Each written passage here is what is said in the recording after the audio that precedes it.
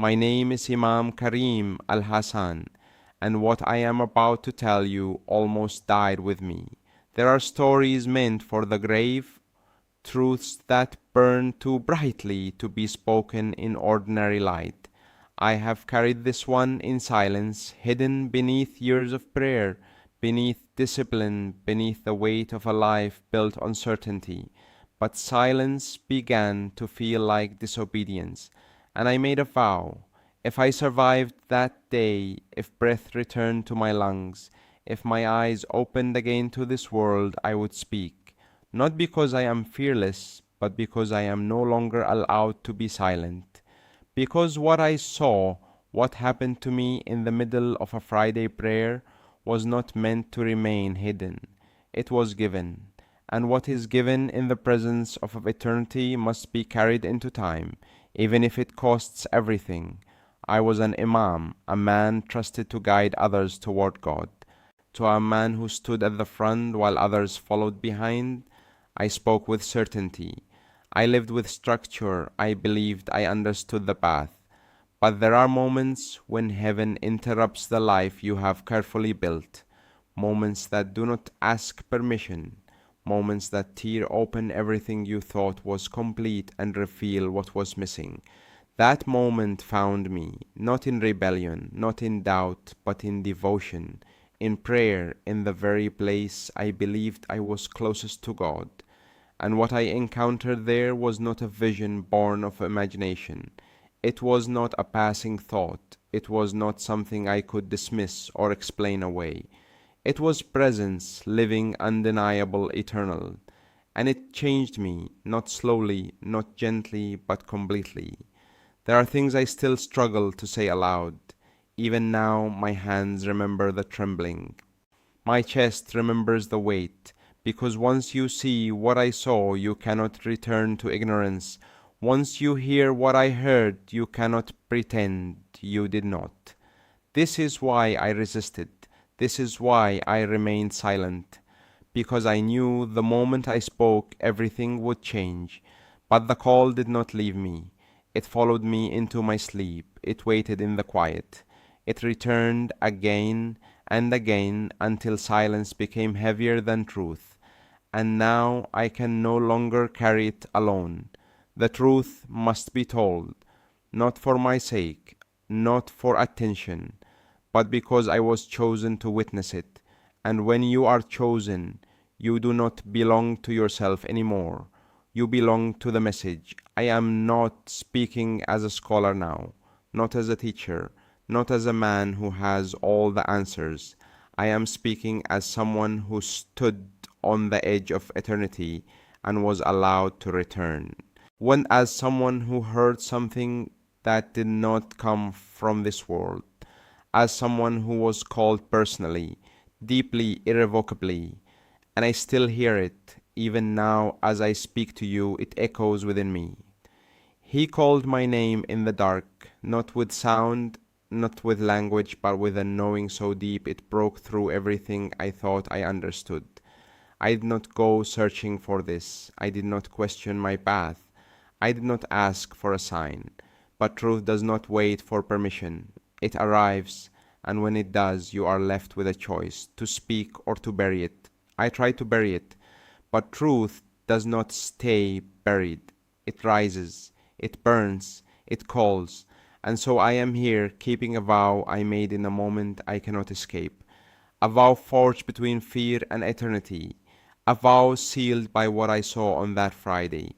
The truth must be told even if my voice shakes, while even if the world turns away, even if everything I once knew falls apart. Because some encounters are not given to comfort you, they are given to transform you. And once transformation begins, there is no returning. Only forward, only deeper, only truth. So listen closely, not just with your ears, but with that quiet place within you that recognizes something before it understands it. Because this is not just a story, it is a confession, it is a warning, it is an invitation. And it begins where my life ended and something greater began. before that moment, before the interruption that would divide my life into before and after, there was rhythm. There was order, there was a life so structured it felt unbreakable. I rose before the sun, always before the sun. When the world still belonged to silence, when the air held that fragile stillness between night and morning, I would awaken, not from rest, but from responsibility. My body knew the routine before my mind could speak it. Water against my skin, cool deliberate cleansing more than dust, preparing more than flesh. Each motion practiced, each step inherited. I did not question it. I lived inside it. There is a comfort in repetition, a quiet security in knowing exactly where your feet will land each day. And I walked that path faithfully. The call to prayer would rise into the sky, stretching across rooftops, entering windows, touching hearts. I had heard it since childhood. It was not just a sound, it was identity, it was belonging, and I answered it every time. The mosque stood where it had always stood, steady, familiar, unchanged, and I would enter with purpose. Men would nod as I passed, some with respect, some with expectation. They looked at me and saw certainty, an imam, a guide, a man who had given his life to God. And I carried that image carefully like something fragile that must never fall. I stood at the front, always at the front, the place where voices follow, the place where doubt is not supposed to exist. I recited, I taught, I explained what had been written, what had been preserved, what had been passed down. My words were clear, my tone was steady, my posture unwavering, and the people listened, they trusted me. They brought me their questions, their fears, their burdens, and I gave them answers. Answers shaped by knowledge, answers shaped by tradition, answers that sounded complete, and for a long time I believed they were. But there are moments, quiet, almost invisible moments that slip between certainty, moments that do not announce themselves. They arrive softly, like a breath, like a pause that lingers just a second too long. I would feel it sometimes after the prayers had ended, when the mosque had emptied and the echoes of devotion had faded into stillness. I would remain standing there alone, and something would stir, not loudly, not enough to disturb the surface of my life, but enough to be felt, a question without words, a presence without form, a longing without direction. I could not name it, so I ignored it, because I had learned that discipline meant control, and control meant silence. So I filled my days, more study, more teaching, more structure. I gave myself no space for uncertainty, but uncertainty does not require space. It lives in the quiet, and it waits. There were nights when sleep would not come easily. I would lie still, eyes open, staring into darkness that felt deeper than the room around me. And in that darkness I felt something I could not explain. Not fear, not danger, but awareness, as if I was being seen, not from the outside but from within. And something inside me would respond, not with rebellion, not with doubt, but with longing. A longing so gentle it almost escaped notice, yet so persistent it refused to disappear. And the thought would come soft, almost like it did not belong to me. What if there is more? I would push it away, return to what I knew, return to structure, return to certainty, because to follow that thought felt like stepping into something without boundaries, and I had built my life on boundaries, on clarity, on knowing. But truth does not always begin with clarity. Sometimes it begins with a quiet disruption, a small fracture in what appears whole, and I felt it in the spaces between my words, in the pauses between my prayers, in the silence after I had spoken what I believed to be truth. Something felt incomplete, not wrong, not false, but unfinished, like a door that had been closed but not locked, like a sentence that had been spoken but not fully understood. And I lived with that feeling without allowing it to grow, because I believed if I remained faithful to what I knew, that feeling would disappear. But it did not disappear. It deepened, quietly, patiently, like roots growing beneath the surface, unseen but preparing for something greater. Looking back now, I see it clearly. Those moments were not weakness, they were not distraction. When they were invitation, a gentle calling I did not yet recognize, a preparation I did not yet understand. Because truth does not always arrive like thunder. Sometimes it begins as a whisper, and that whisper followed me through every prayer, through every teaching, through every moment I stood before others appearing complete. And beneath it all there was a knowing faint but real that something was waiting, not far away, not beyond reach, but closer than I had ever imagined.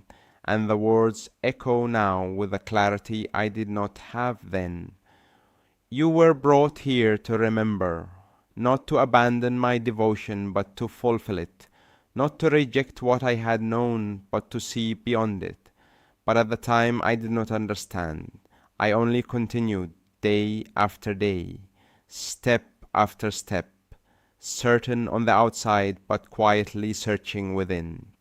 Unaware that everything I was doing, every prayer I led, every word I spoke, every question I buried, was leading me to that moment, to that Friday, to that encounter that would answer the question I never allowed myself to fully ask. And now, when I remember that man, I was disciplined, respected, unwavering. I do not see ignorance, I see sincerity. I see a heart that was reaching even when it did not know what it was reaching for.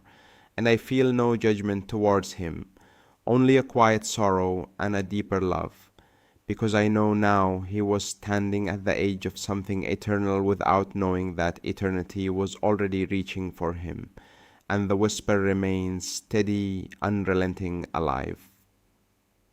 You were brought here to remember.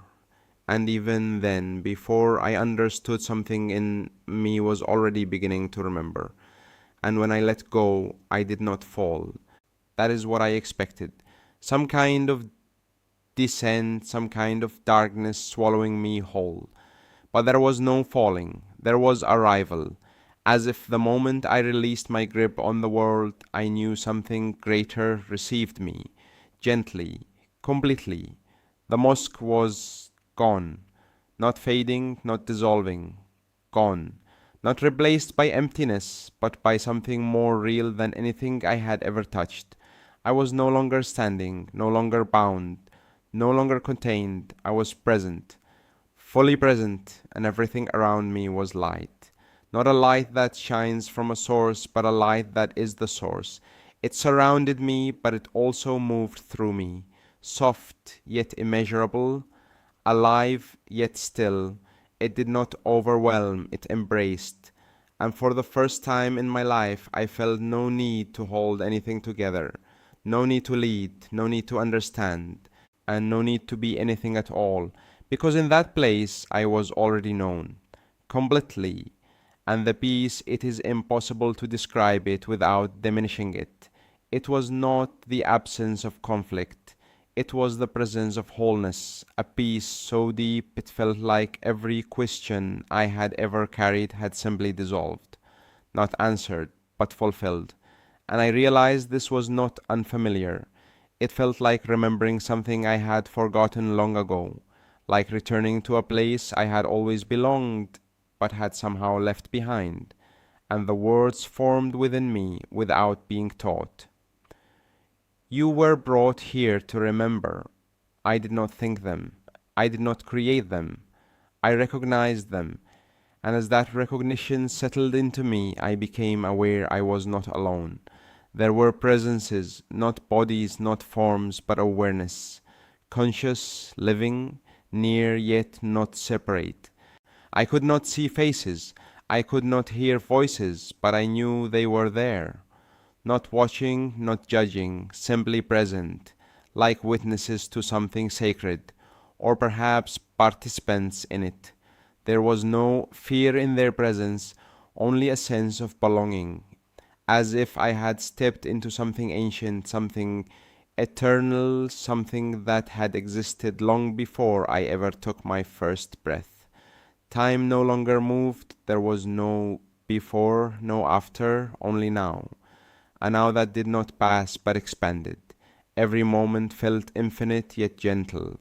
There was no urgency, no pressure, only being. And in that being I became aware of something deeper, something that cannot be seen but can only be known.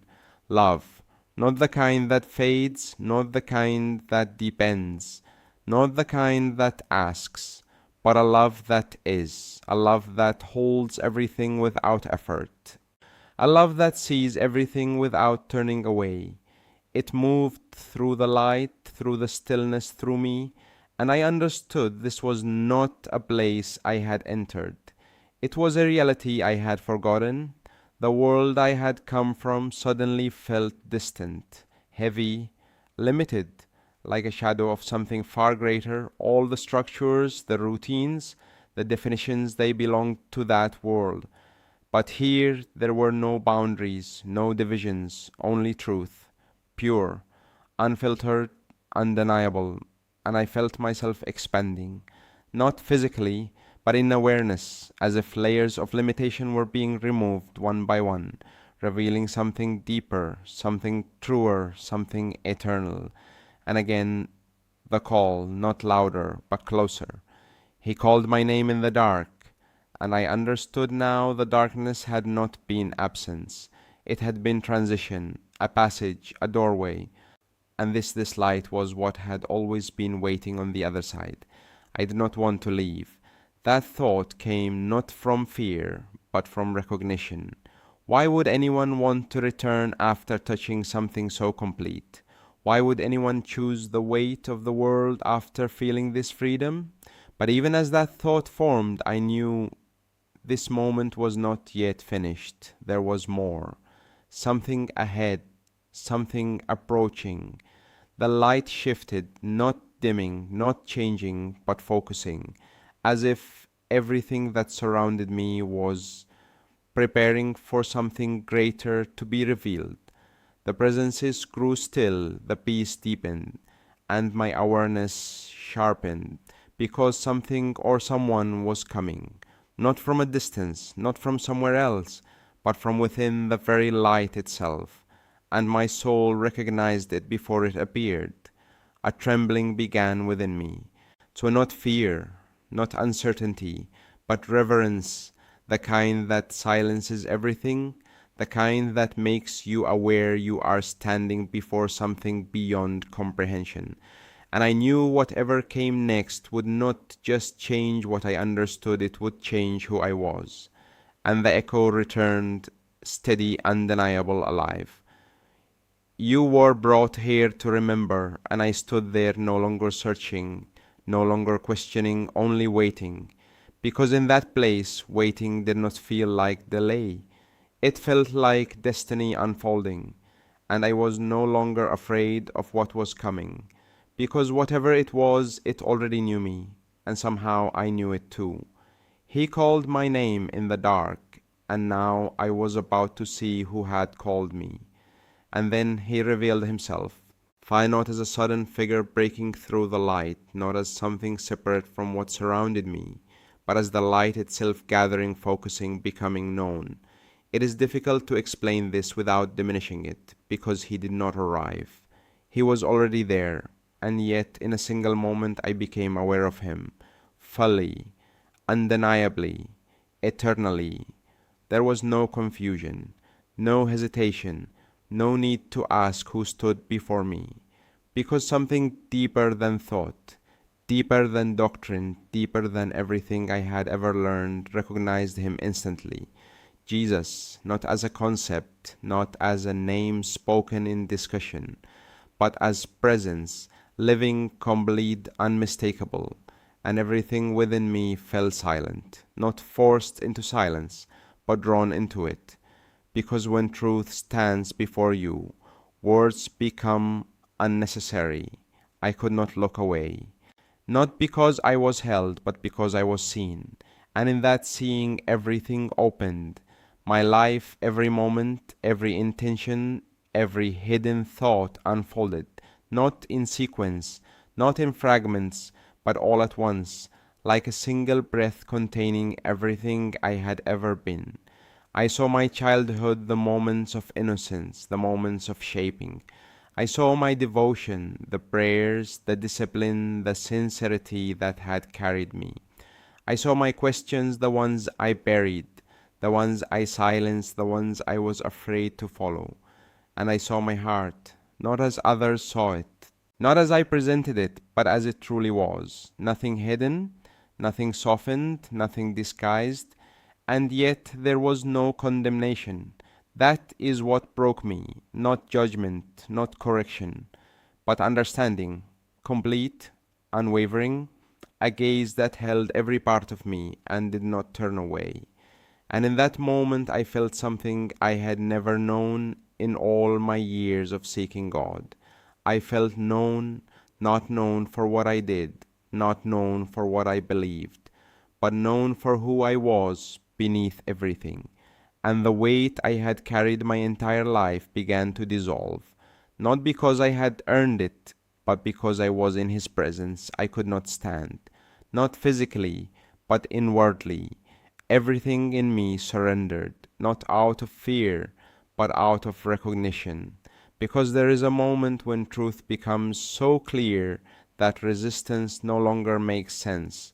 And I understood this was not an encounter I had created.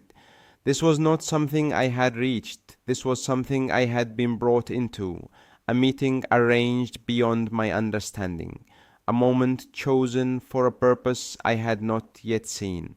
And then He spoke, not with sound, not with language as we know it, but with a clarity that bypassed everything and went directly into my being. You were brought here for a reason. The words did not echo. They settled, deep, permanent, alive, and with them came knowing. This was not only about me. This was not only about what I had seen. This was about what must be carried back, what must be spoken, what must not remain hidden. And I felt it then, the weight of that responsibility. Not heavy but undeniable, because when truth is given, it is not meant to remain still. It is meant to move, to reach, to awaken. I wanted to stay. That longing rose within me, pure, unfiltered, to remain in that presence, to never return to the limitations of the world I had known.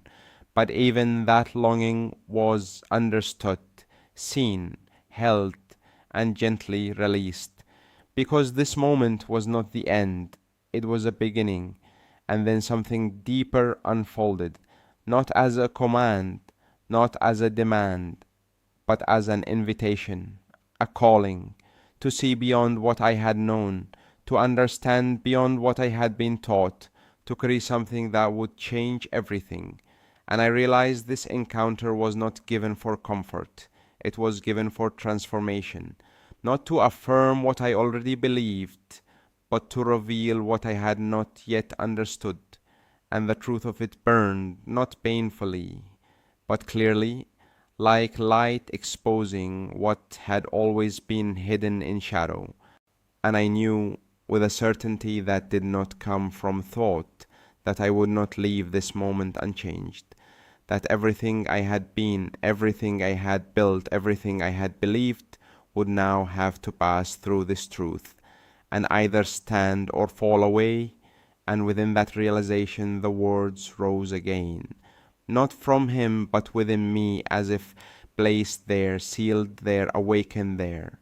The truth must be told, not for approval, not for acceptance, but because it had been entrusted to me, and I could feel it even in that perfect peace, the cost of carrying it, the misunderstanding, the resistance, the loss.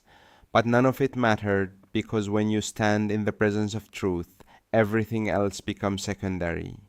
And I knew I would return, not because I wanted to, but because I had to, because I had seen, because I had heard. Five, because I had been called, and the call was not something I could ignore. It was not something I could silence. It was not something I could bury. It had already become part of me. And as I stood before him, completely seen, completely known, completely undone, I understood something I had never understood before. God is not distant, truth is not unreachable, and love is not something we strive to earn. It is something that stands before us, waiting to be recognized, and in that moment I no longer stood as an Imam. I no longer stood as a teacher. I stood as a soul before the one who had called me. And the echo returned clearer than ever, deeper than everything I had known. He called my name in the dark, and now I knew who had called me, and why.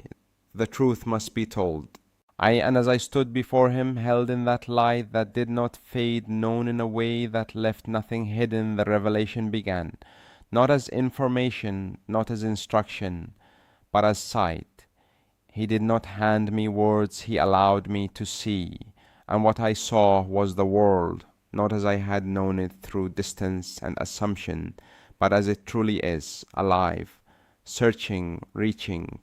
I saw people everywhere, across cities, across deserts, across nations I had never walked, different languages, different garments, different traditions, yet all carrying the same silent question, all reaching, all longing, some with raised hands, some with bowed heads, some with rituals so precise they had become rhythm without reflection, and others wandering, searching without knowing where to look, calling out without knowing who would answer. And I felt it, the collective ache of humanity, not rebellion, not rejection, but hunger, a deep, unrelenting hunger for truth, for God, for something real. And yet, as I watched, I saw something else, a veil, thin, almost invisible, but present, a separation, not between people, but between seeking and finding, between devotion and encounter, between knowing about God and truly knowing Him. And it pierced me because I recognized it, not in them alone, but in myself. All the years, all the prayers, all the discipline, and yet there had been distance, not intentional, not chosen, but real, a distance hidden beneath devotion, a separation covered by structure. And I saw it clearly now.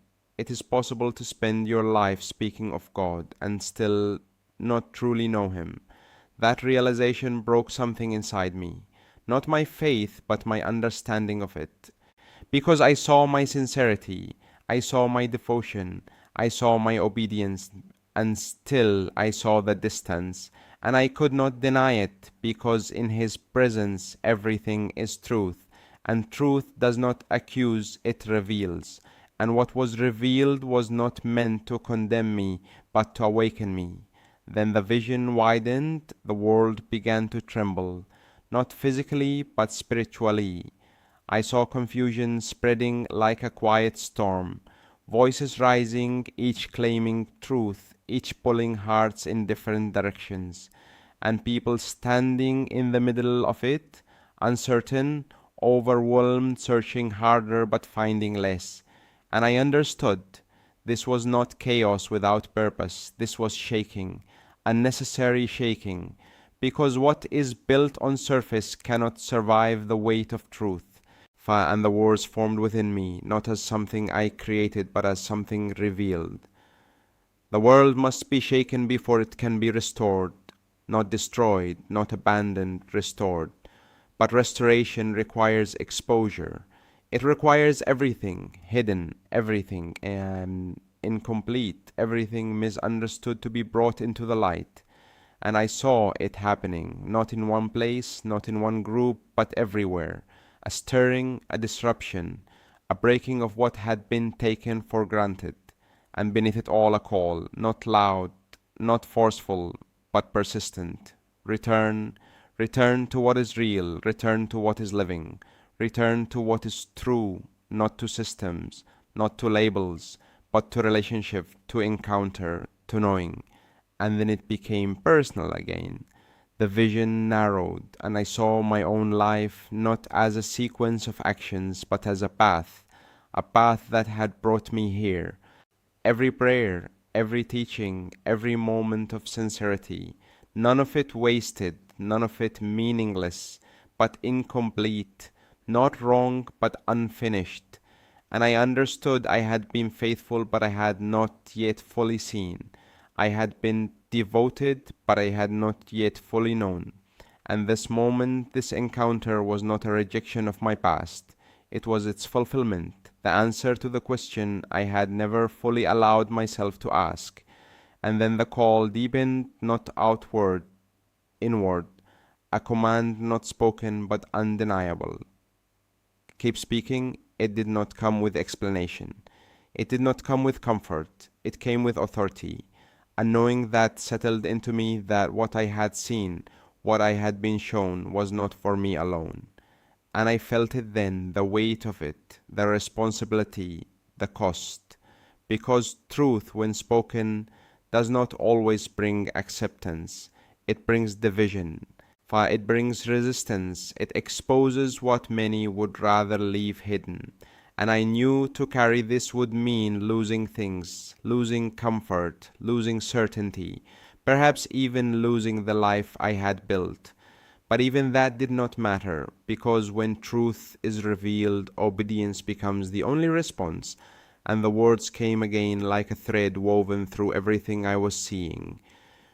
You were brought here to remember, not to create something new, but to return to what had always been true, to remember what had been forgotten, to awaken what had been buried beneath layers of routine, tradition, assumption.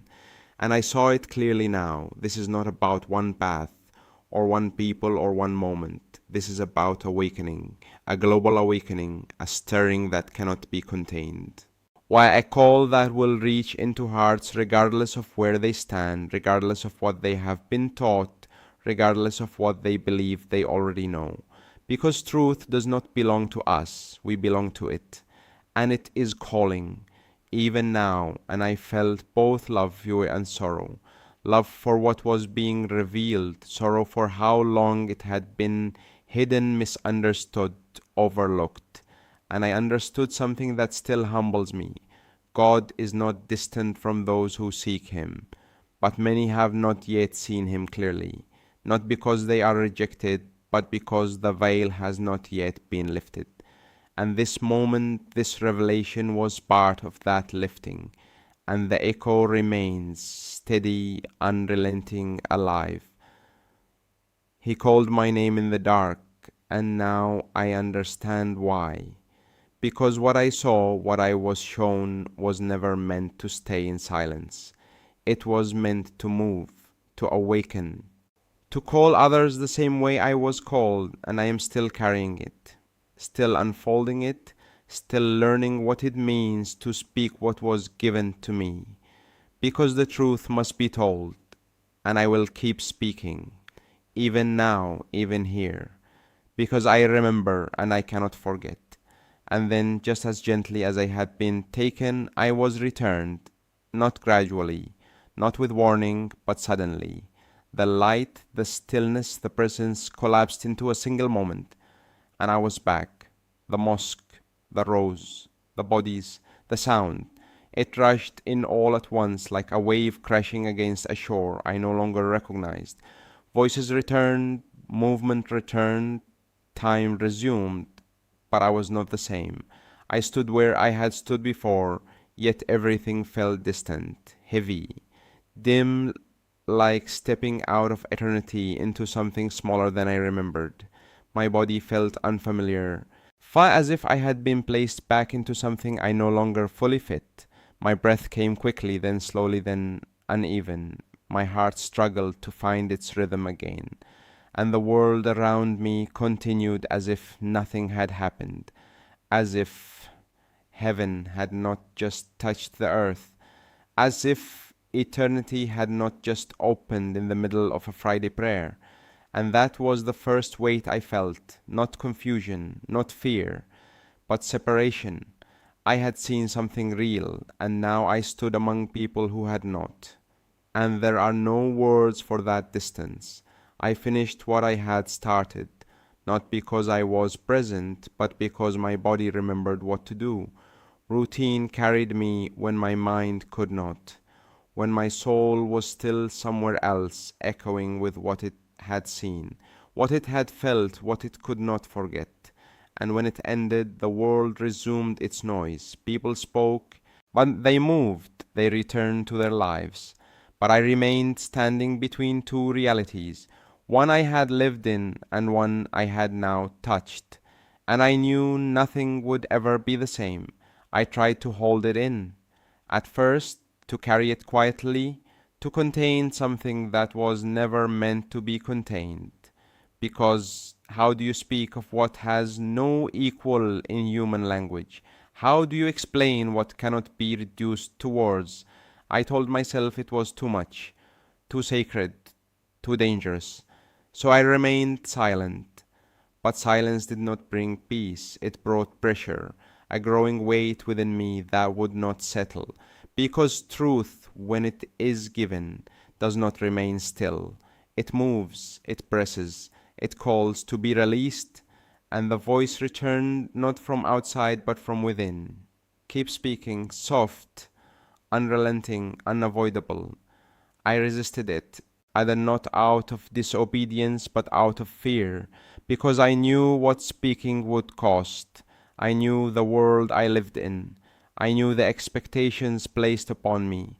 I knew the lines that were not meant to be crossed, and I had just crossed one that could not be undone.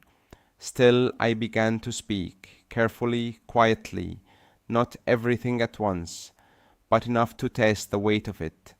And the reactions came. Some listened, curious, uncertain, leaning in but not stepping forward.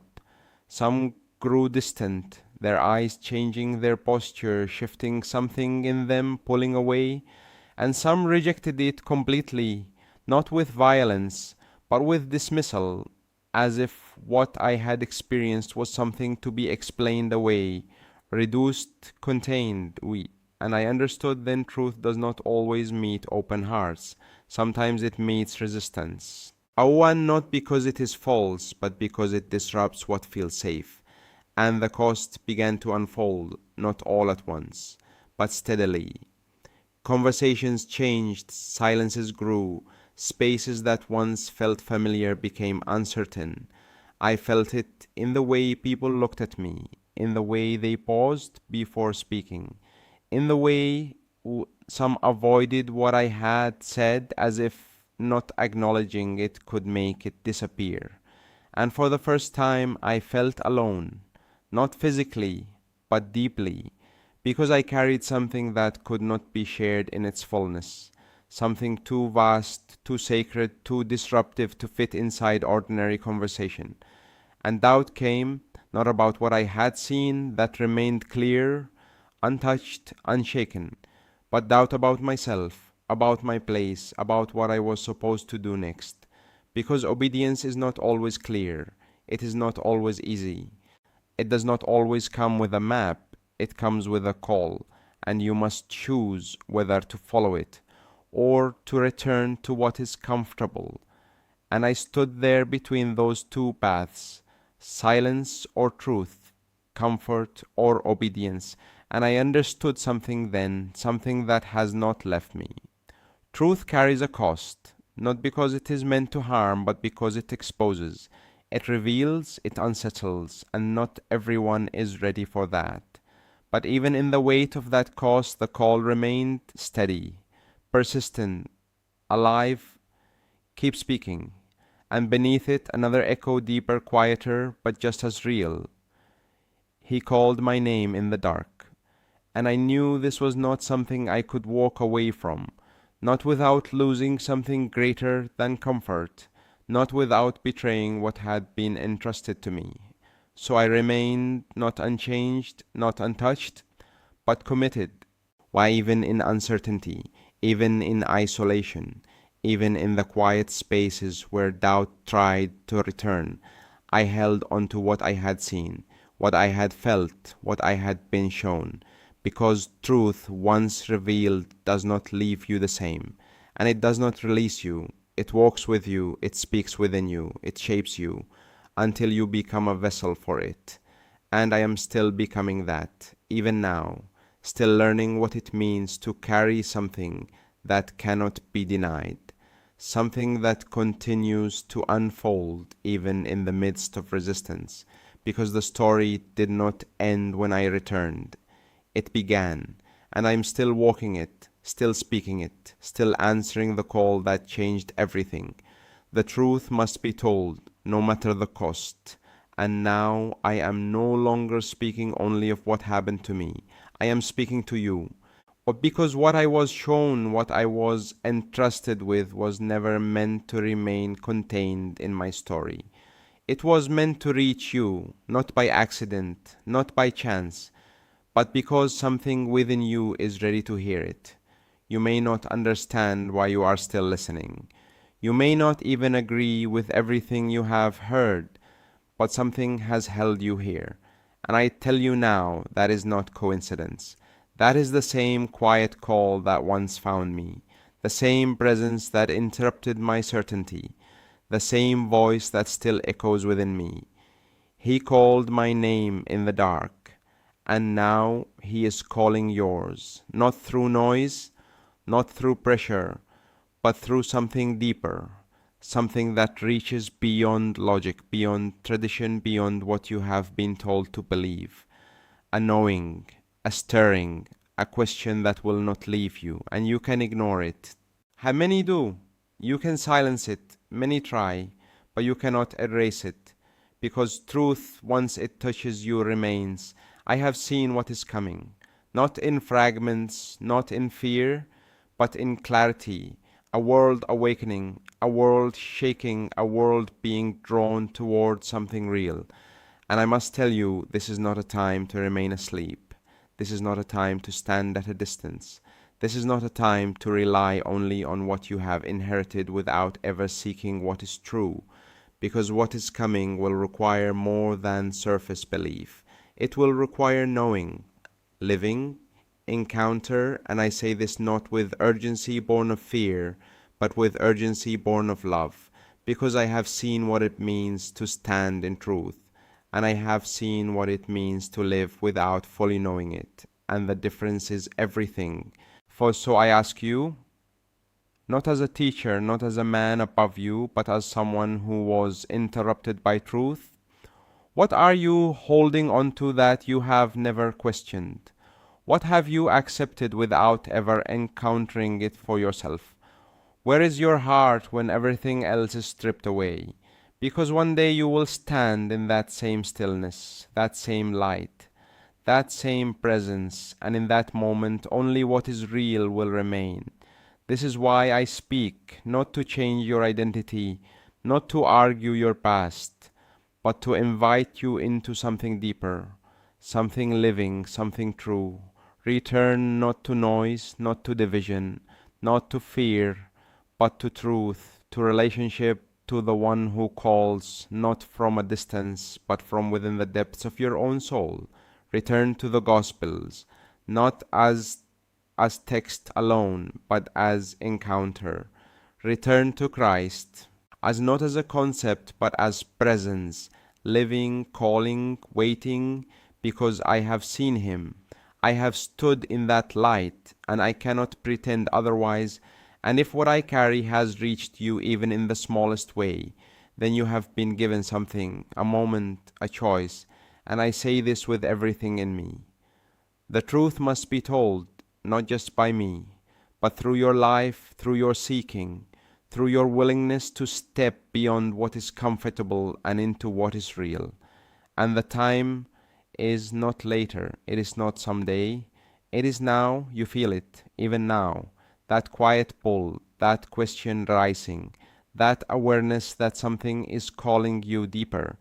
Do not ignore it, do not bury it, follow it, because it will lead you to the same truth that found me. And I leave you with this, not as a command, but as a plea from someone who has seen too much to remain silent. The time is now. Choose. Choose truth. Choose to seek.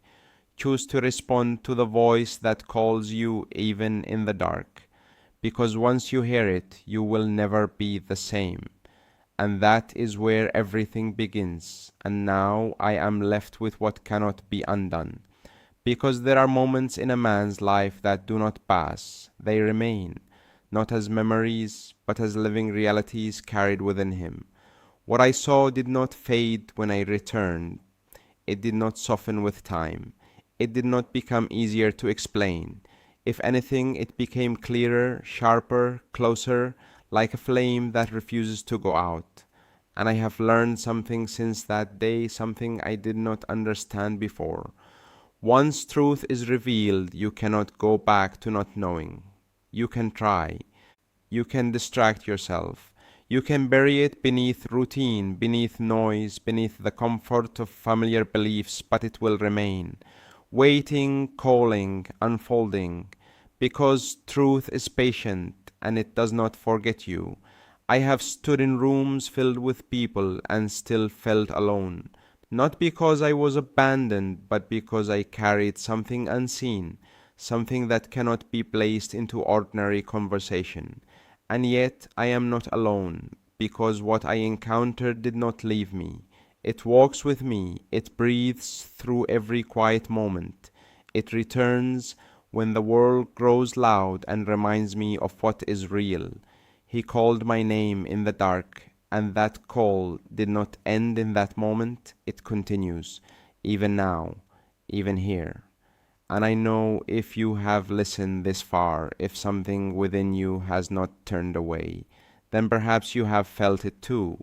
And that quiet stirring, that unspoken question, that sense that there is more than what you have settled for. And I ask you, not as a man above you, but as someone who has stood where you have not yet stood. What will you do with it? Will you ignore it? Will you silence it? Will you return to what is easy, what is known, what requires nothing from you? Or will you pause long enough to listen? Because the difference is everything. There are two ways to live: to remain asleep, moving through life with borrowed certainty, never truly encountering what is real, or to awaken to step into something deeper, something that will change you, shape you, call you until you are no longer the same. And I will not lie to you, awakening has a cost. It will ask things of you, it will remove what is false, it will lead you where comfort cannot follow. But it will also give you something nothing else can: truth, living, unshakable, eternal.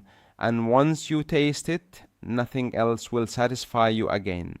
That is the tension you now carry, whether you realize it or not. Because once you hear something like this, you cannot return unchanged. You may delay, you may resist, but the seed has been planted, and it will grow, quietly, patiently, until it demands your attention. Return to the fire, not the fire of destruction, but the fire of truth, the fire that refines, that reveals, that restores. Because the world, as I was shown, is being shaken, not to destroy it, but to awaken it. The world must be shaken before it can be restored. And you are not outside of that. You are part of it. You are standing at the edge of a decision, and no one can make it for you, not me, not anyone, only you. So I leave you with what remains in me after everything I have seen, everything I have carried, everything I have chosen to speak. This is not just my story. It never was. It is a reflection, a doorway, a moment placed before you. And now the silence returns, the same kind of silence where I first heard it, where everything changes without noise, and in that silence listen, not to me, but to that place within you that recognizes something before it understands it, because it is there that you will hear it, the same call that found me, the same voice that spoke without sound, the same truth that cannot be ignored forever. He called my name in the dark, and perhaps even now he is calling yours, softly, patiently, waiting not for perfection but for response.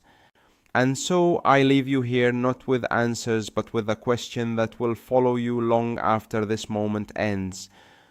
Will you remain as you are, or will you step into what is calling you?